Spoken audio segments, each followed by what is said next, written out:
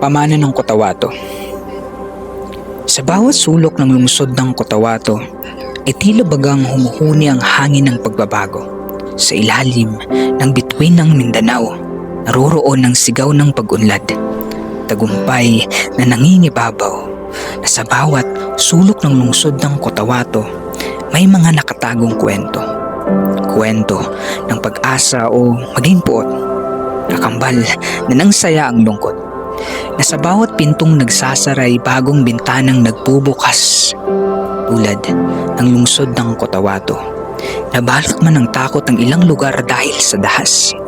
Atin pa rin nasisilayan ang magandang bukas nito.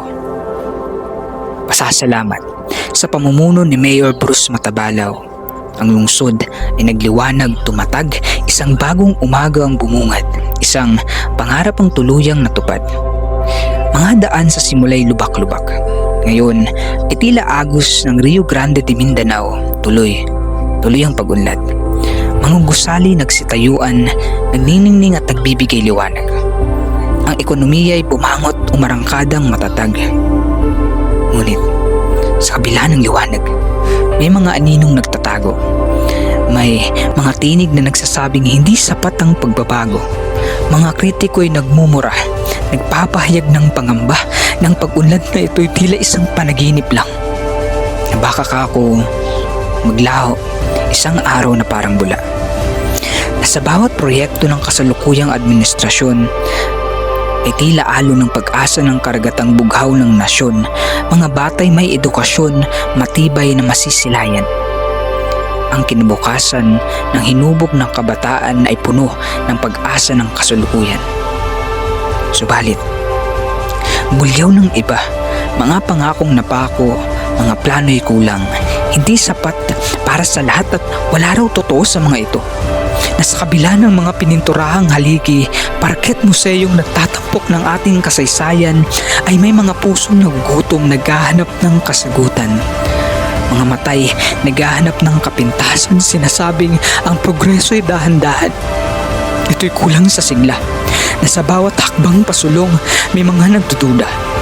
Na ang tunay raw na kaunlaran ay tila isang pangarap lang, mailap at imposibleng mahagkan. Mga aninong ito'y paulit-ulit na sinasabing ito'y isang palabas, isang eksena.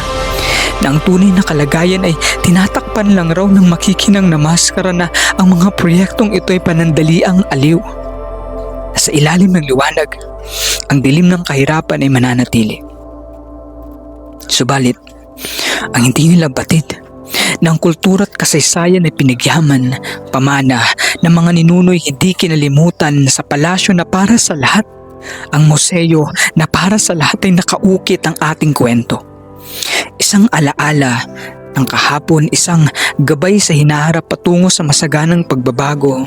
Bilang isang Cotabateño, nakita kong sa ilalim ng pamahalang matapat, Cotabato'y mas nagniningning, nakitaan ng progresibong potensyal na sa bawat plano, na sa bawat aksyon, naroroon ang malasakit, naroroon ang pag-aho ng lungsod ng Cotabato.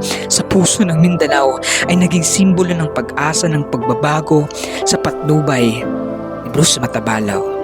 Tayo naglakbay, umunlad at nanatiling matatag. Ngunit sa bawat tagumpay, sa bawat hakbang, may mga tanong, may mga pag-alinlangan. Ang ating kwento'y puno ng pag-asa at pagsubok. Sa bawat pagsubok, sa bawat hamon, tayo'y magtatagumpay. At ito, ang kwento. Ito, ang ating kwento. Ito, ang ating tagumpay, isang pamana ng kasalukuyan para sa kinabukasan. Sa ilalim ng langit ng Cotabato, tayo'y nagkakaisa. Sa bawat pagsubok, sa bawat hamon, tayo'y magtatagumpay. Salamat. Tapos na ako.